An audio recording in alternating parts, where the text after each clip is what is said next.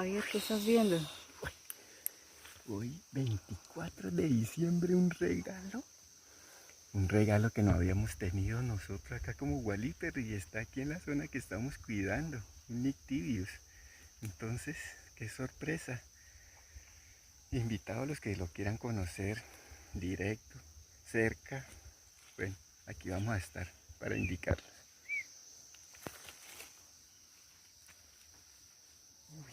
Qué- Pero mire que hoy 24 de Imagínese el diciembre regalo de mío, Dios fue Cristo. maca. Mami, Oiga, y para que se deje grabar también, ¿verdad? ese regalo.